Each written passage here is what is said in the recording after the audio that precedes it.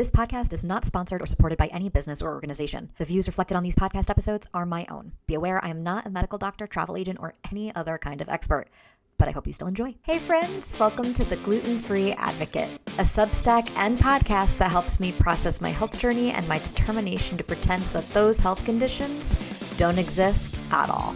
If you're looking for tips, tricks, and learnings for traveling the world with celiac disease and type 1.5 diabetes, you have come to the right place. Now, let's get started.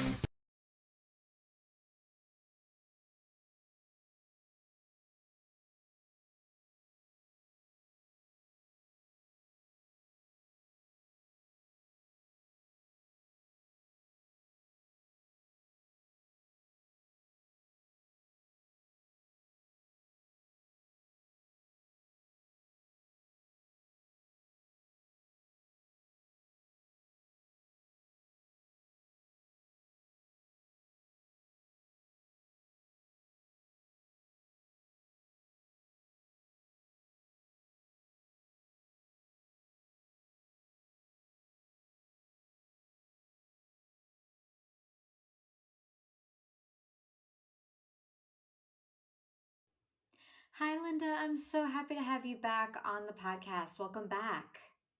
Oh, thank you, Ashley. It's wonderful to be back and chatting with you again.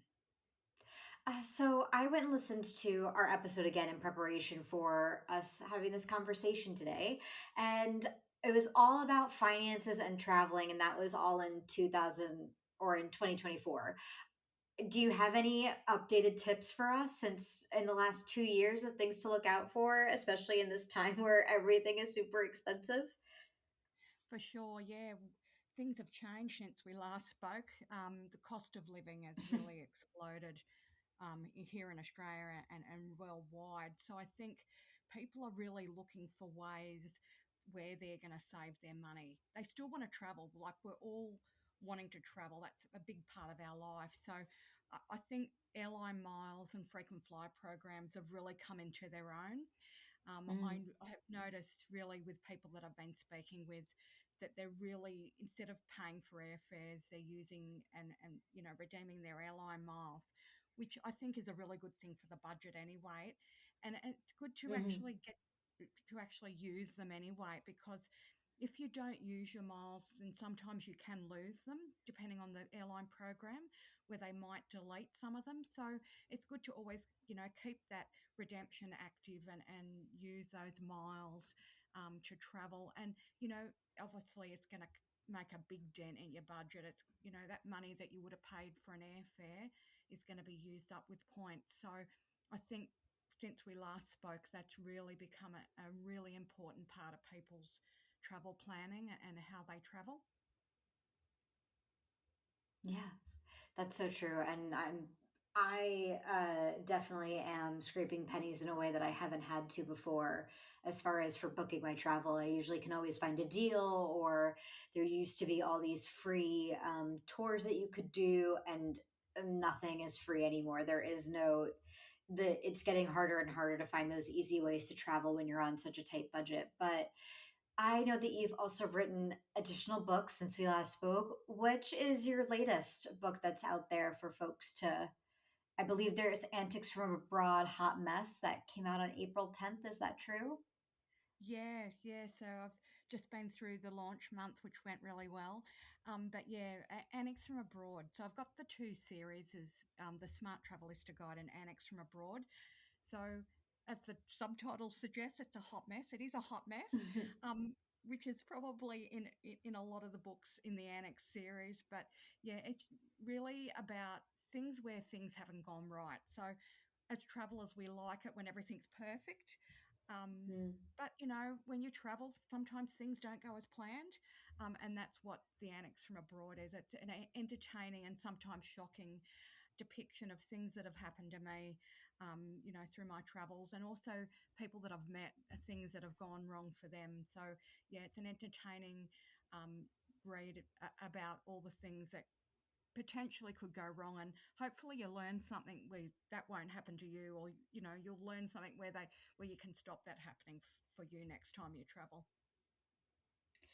Yeah, whenever things have gone wrong for me while I've been traveling, it's when I learn the most about myself and impress myself the most because I learn how resilient I am. Is that something Yeah. that you can relate to? What do you take away from when things go wrong as the big lessons? Yeah, you learn how resilient. I would agree with that, Ashley, how resilient you are, and also what you're capable of. Like, sometimes you don't know what you're capable of until you're confronted with a situation. And yeah, I think one great thing about travel, and I just think you'd agree, is that you learn a lot about yourself, and how you can live your life, and when things do go wrong, it's about how you be resilient and bring yourself back up, because sometimes if you're a solo traveler, you've only got yourself to rely on. Mm, You haven't got a group of people there with you, so it's how you go, okay, this has happened. Try and think logically, try and get the stress and the emotion out of it, and think about, how am I going to get through this, and get back home. So yeah, I would agree with you. It's only in those times that you really learn about yourself, I think, and what you're capable of. mm.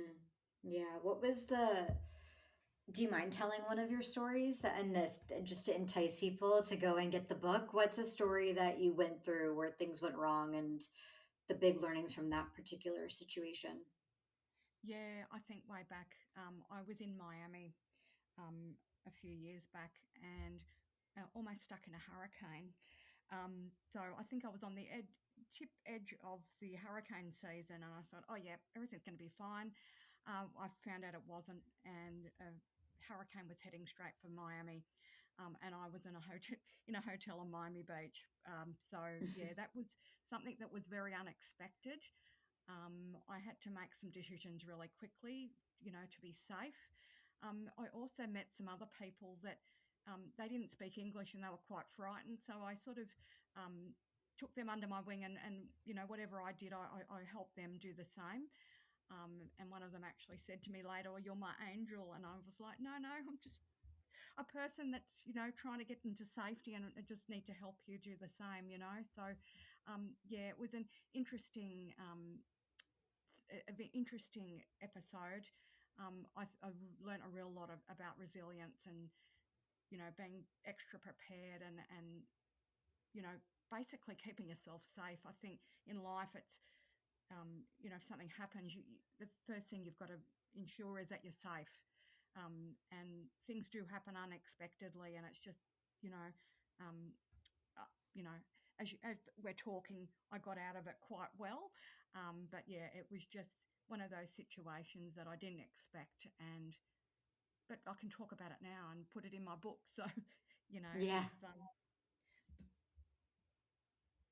that's impressive. And I also think it's what a big deal that when you're going through a tough time, it says a lot about your character that you were willing to help somebody else. Because I feel like a lot of people in that situation, they would like to think that they would respond that way.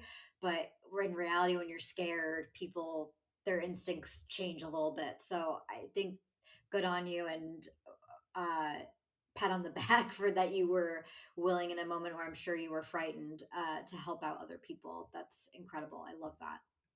yeah. So this is from the book series, as you said, Antics from Abroad, Hot Mess.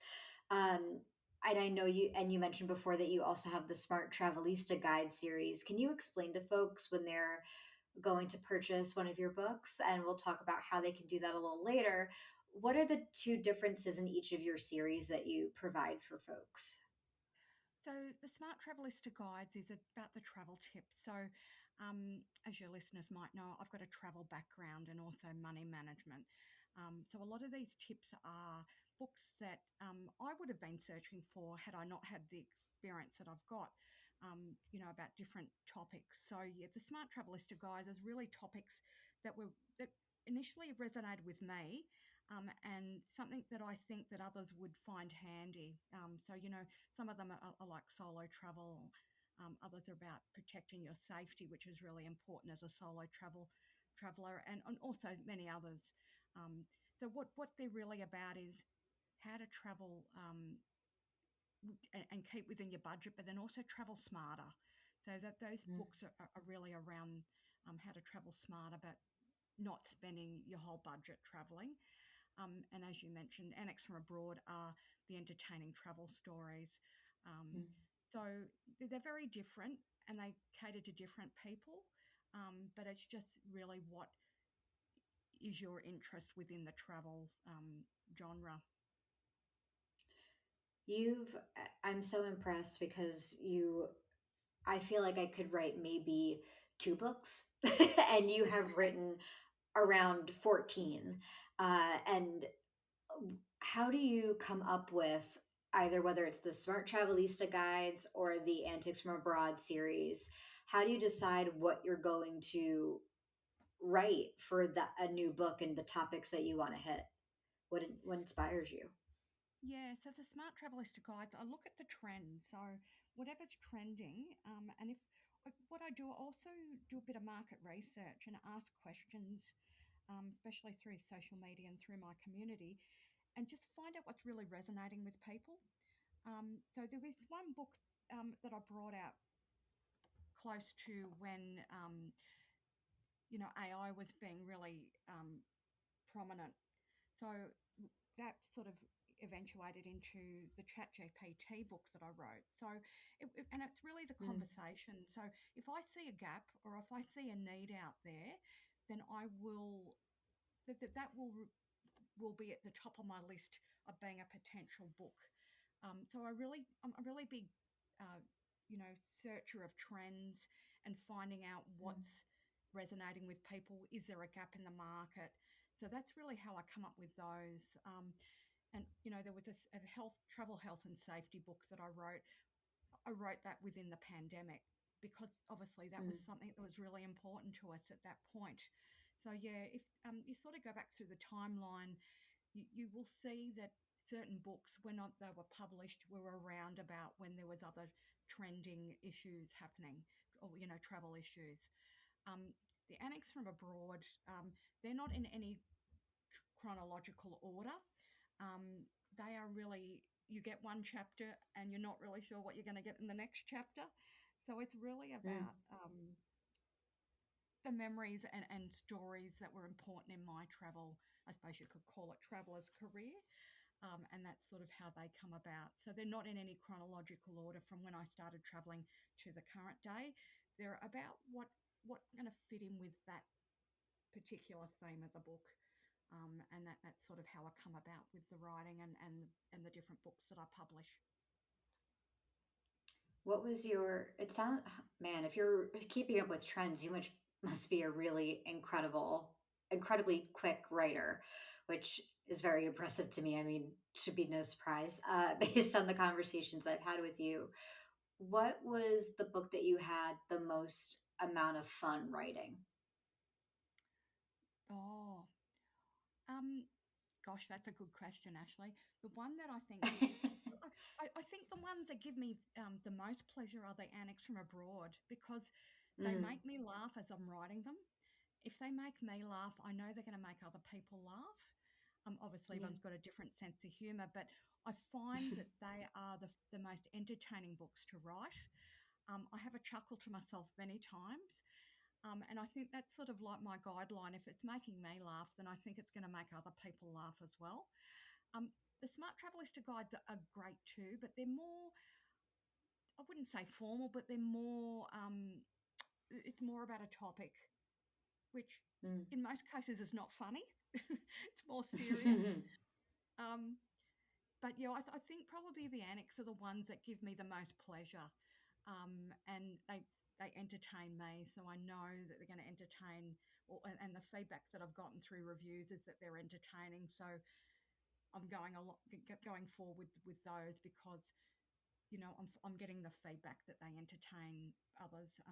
They certainly entertain me, and I think I use that as a benchmark. If it makes me laugh, I know it's going to make others laugh. So they're probably the ones that I have the most fun writing. When you're on a trip, are you able to ever just relax and enjoy, or are you going through the entire time like, oh, this is going to make a great story for this book I'm going to write about this trip in the future? Um, well, it's interesting. I do enjoy the trips, but I've always got my iPhone notepad out.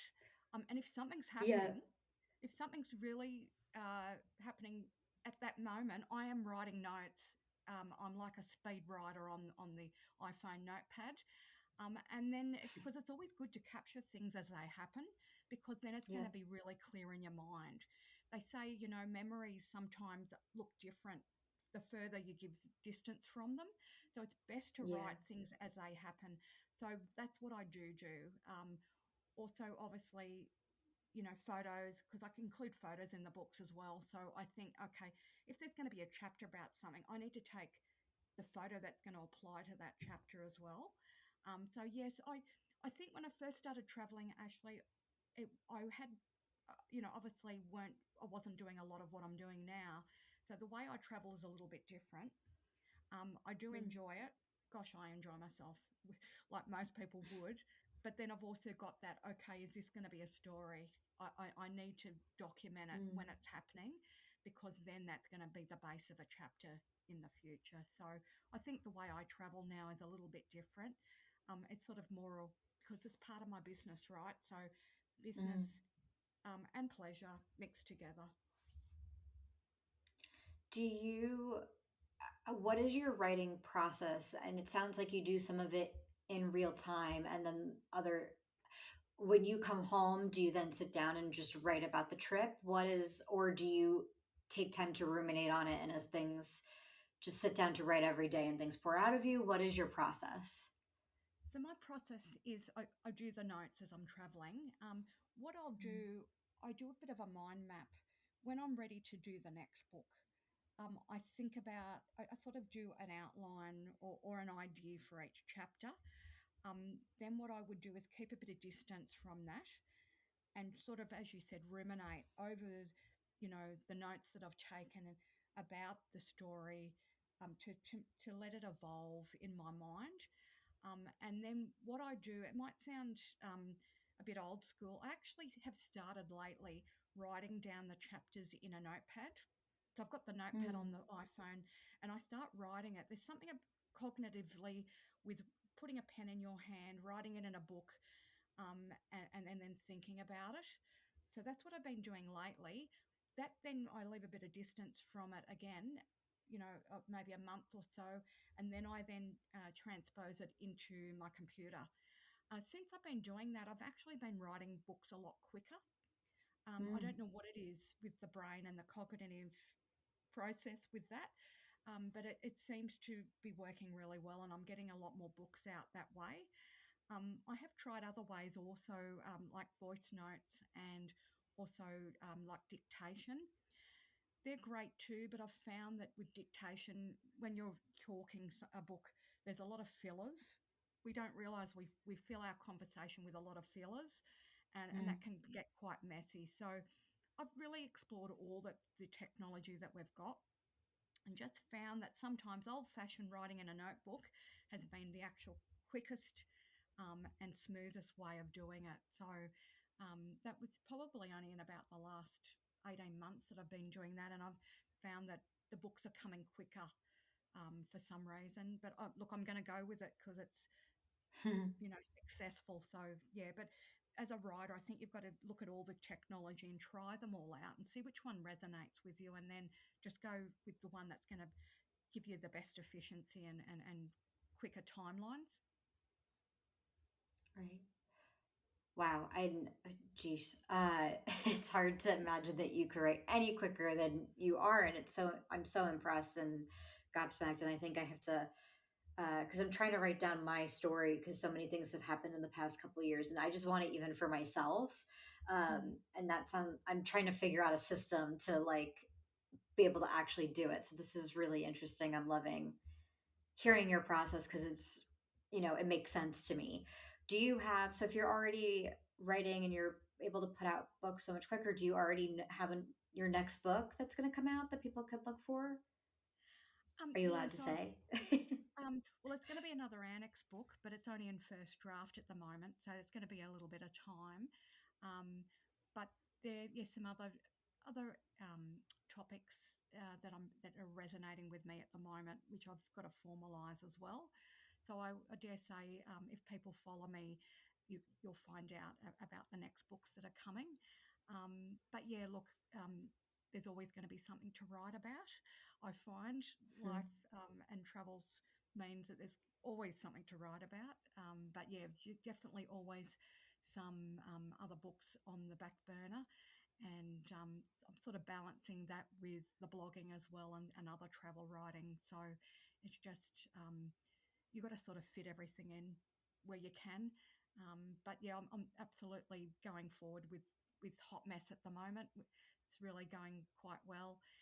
And then once I get, do that launch and sort of go through a few months, then it's time to start looking at the first draft and doing some more and progressing the next one. I love that. And it's so nice to hear of the journey that it feels like you're just in permanent state of journey, being a journey woman. Yeah. I feel like there's a more eloquent way to phrase that, but it's almost Friday, so my brain's a little not there. But I hope that makes sense and that you feel that on your end as well. Yeah. What has so with all of this of what you've said and you've gotten to write so much and you've done and accomplished so much, what has been the most rewarding part of writing a book to you? I think actually getting it down and then I'm a real achievement person. I'm driven by achievement. So when I start something, I want to finish it. So the most rewarding thing for me is seeing that on Amazon, knowing all the hard work that's gone into it, and also going bestseller. Like that Mm. is like the reward. So the first book with Antics from abroad that I brought out, it went bestseller over the weekend, and sometimes it's unexpected, and that's been out in the market for quite a while. So I think getting it out there and seeing it on Amazon, that's the first rewarding part. You know that all your hard work and everything that's gone into that has come to something, and then if you're lucky to go bestseller, then that's sort of like the icing on the cake. And it also just spurs you on, and knowing that the books resonate with people, you're thinking, all right, well, I've just got to keep going. People want more. I've got to give them more. But yeah, I think that's the most rewarding part, and seeing people's book reviews as well, saying that they enjoyed it and they laughed. That's Yeah. really rewarding as well. Ugh, I love that. Well, I know I love being able to talk to you. And I know the last time that we spoke, it was like 6 a.m. or something crazy like that. And I'm glad that it's 8:30 your time about and that it's a little bit more manageable. Uh, I want to be respectful of your time so that you could go and get started on your day. I hope the future is bright for all of us coming behind you, for Yeah. all of us in the States. But I end the podcast with these rapid fire questions, and two of them I've already asked you, so I'm curious of how the answers are going to compare. Um, what, in your opinion, is the city with the best food? I would have to say Italy. Oh, so a city would be Rome or Florence in Italy. I just think as most Italians are, they just love their food. They take real pride in making their food.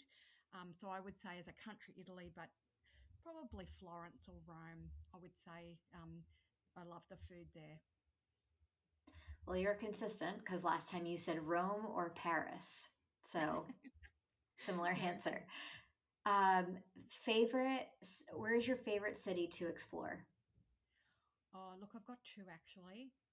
Okay. Tokyo or Seoul. So I Ooh. don't believe I would have gone there the last time we spoke, but Seoul for exploring. My goodness, what a place in South Korea, and Tokyo I think is always a good time as well. There's always something going on in Tokyo in Japan. So yeah, absolutely. I'd have to say two there. Yeah, oh, that's so interesting. When I lived in Europe for a period of time, like all I wanted as a little girl growing up in the States, I was like, just want to go to Europe. I don't care about any place else. And then the more I see of Europe, it's like this strange addiction where now I'm like, okay, well now I want to hit every continent and as many countries as I can. So Yeah. like and South Korea was one of the places where I'm like, huh, that would be cool to put on the list if I can make it work. So I'm happy to hear that it was a positive experience for you. Yeah. And then the last question before you tell the people where they can find you, where is the city that you learned the most about yourself? I would say Miami. We talked about the hurricane. I think I learnt the most about myself there because that was a life and death situation. And I think that was probably if I think back to my travel journey, that would be the place that I learnt the most about myself. I love that because that was your answer the last time as well. And now this episode, I got to learn the context of why. So this is very Yes. exciting. Yeah. Thank you so much, Linda, for coming back. The last thing that I'm going to have you do is just tell the folks where they can find you and your books to follow for the new Yeah. ones too. Yeah. So my website is probably the best place to find me, the Smart Travelista with two T's.com. The books you can find on Amazon. So just go searching for the Smart Travelista guides or Antics from abroad. And I'm on pretty much every social media: Facebook, Instagram, X, YouTube, Threads, Blue Sky, Pinterest, LinkedIn. If you want to find me, love having a chat with people. I love travel questions, and please join me at my travel community. I love that. I will make sure to put links and such to where they can find you in the show notes to make it easy to find. But thank you so much, Linda, and congratulations on another incredible book. And I'm so excited to see what comes next for you. Oh, thank you, Ashley. It's been wonderful having a chat and catching up. It's been great. Amazing. Thank you so much. Thank you for joining me this week for an episode of The Gluten-Free Advocate. For more information on what's discussed on the podcast, check out the episode description and or my Substack, The Gluten-Free Advocate. If you have any questions or fun stories to share, feel free to reach out at hieatexplorelove@gmail.com. Till next time.